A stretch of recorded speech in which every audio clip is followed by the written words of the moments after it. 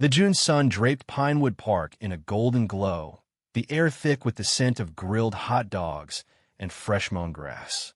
The annual Clear VYEW community picnic was in full swing, a riot of laughter and chatter we VYing through the crowd. Kids darted across the green, their squeals sharp and sweet as iced tea. Blankets dotted the grass, each a patchwork square of families sharing stories and potato salad. My daughter, 8-year-old Lily, was right in the thick of it, her ponytail swinging like a metronome as she chased friends near the swings. Her giggle, bright and unfiltered, could melt the grumpiest heart. Lily has autism, and she meets the world with a raw, unpolished joy that humbles me every day. She was a blur of purple sneakers and boundless energy, a spark of pure happiness. I'm James Larson, the city's chief food inspector, a job that keeps my senses on high alert, even off the clock. As I watched my wife, Sarah, help Lily wrestle with a tricky juice box, my eyes instinctively scanned the potluck tables. They were loaded with casseroles, glistening salads, and desserts that whispered temptation. It was the kind of spread that screamed small-town pride, each dish a neighbor's handshake in food form. Or so I thought. Sarah calls my work brain professional paranoia, and it's usually just a running joke at events like this. But today it was about to save lives. Something snagged my attention: a tray of cupcakes at the kids' dessert table, frosted with neon green icing and a riot of sprinkles. They were almost too perfect, like something out of a cartoon, screaming "Eat me" to every kid in sight.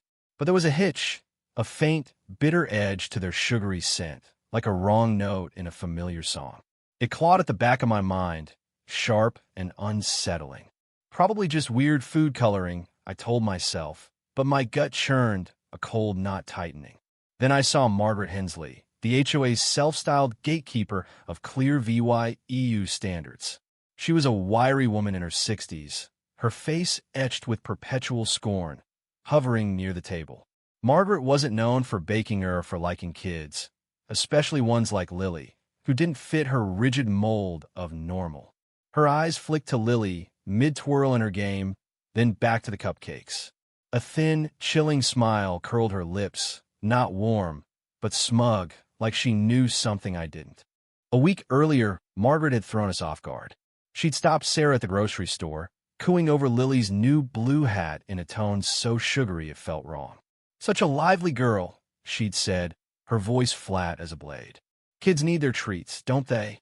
Looking back, that moment was a warning, a predator circling. Now my pulse quickened.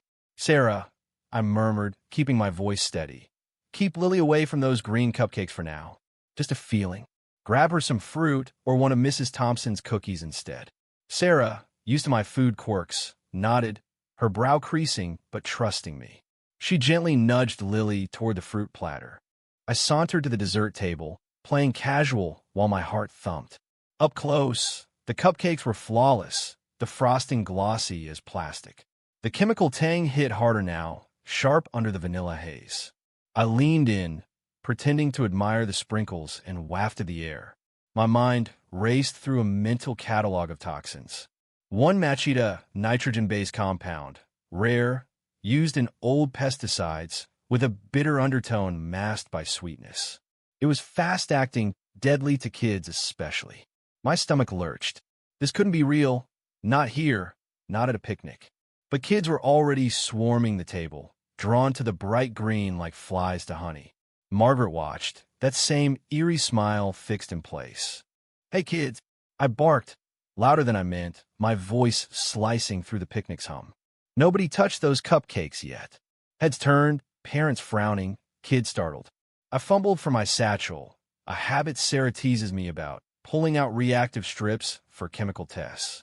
My hand shook as I scraped a bit of frosting and applied it to a strip. The color shifted instantly to a sickly purple. Positive. Poison. Nausea hit, then fury, hot and jagged. "These cupcakes are contaminated," I announced, my voice cutting like glass. "Nobody eats anything from this table until my team clears it." I locked eyes with Margaret. Her smile vanished, replaced by a pinched scowl and a flicker of surprise. "Ms. Hensley," I said, ice in my tone, "did you bring these?" She stiffened. I did, she snapped. A family recipe.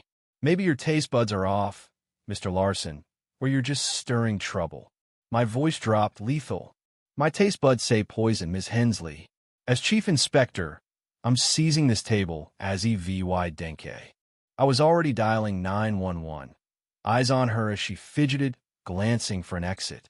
The picnic's joy curdled into stunned silence, then murmurs of fear. Lily, sensing the shift, ran to Sarah, her face clouding with worry. The truth was sinking in. Someone had targeted kids like my daughter, and I knew who. Margaret's hatred wasn't new. For months, she'd railed against undesirables in clear VYEW, especially families with disabled kids. She'd griped about the special needs playgroup's noise, the clutter of adaptive strollers, the waste of accessible swings. A month ago, at a library story time, Lily's excited squeals over a puppet show had set her off.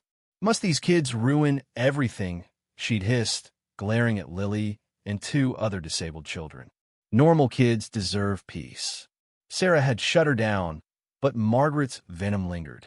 I'd vowed to watch her closer, but I never imagined this.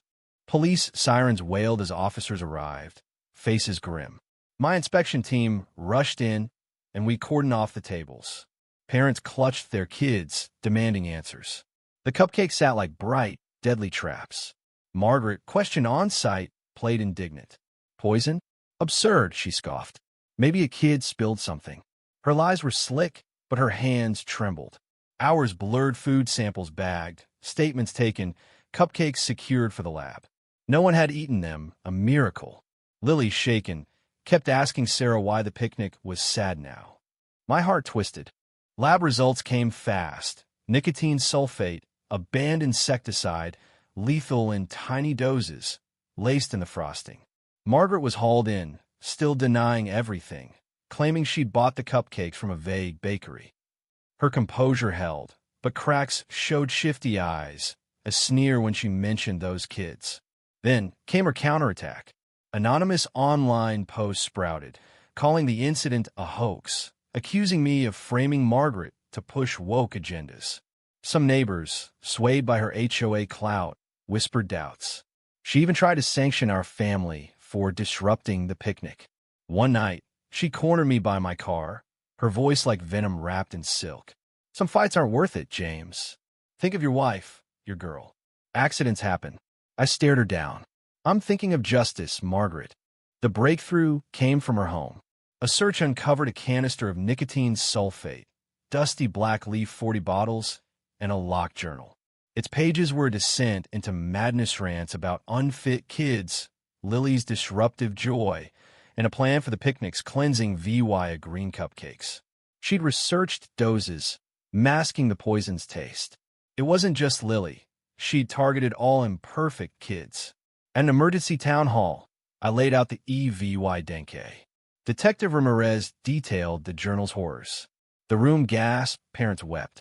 Margaret unraveled, screaming about lies and frames. Neighbors stood, sharing stories of her cruelty, a boy shamed for his wheelchair, a girl mocked for stimmying. Her mask shattered. She was charged with attempted murder, terrorism, and hate crimes, arrested on the spot. Clear VYEW reeled. Margaret got life without parole, her EVYL condemned as an attack on innocence. The HOA was gutted, rebuilt with a focus on inclusion. Sarah led workshops on acceptance. Lily struggled nightmares, fear of crowds, but her spirit flickered back, bolstered by love and a community now fiercely protective. A year later, the picnic returned, quieter but stronger. Lily ran to the swings, her laughter mingling with others.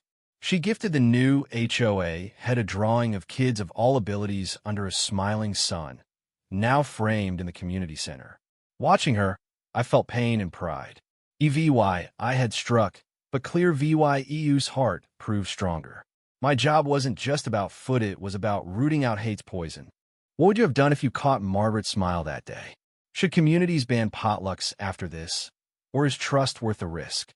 Could you forgive a neighbor who stayed silent about her hate? Drop your thoughts below, like, subscribe, and let's keep this conversation going.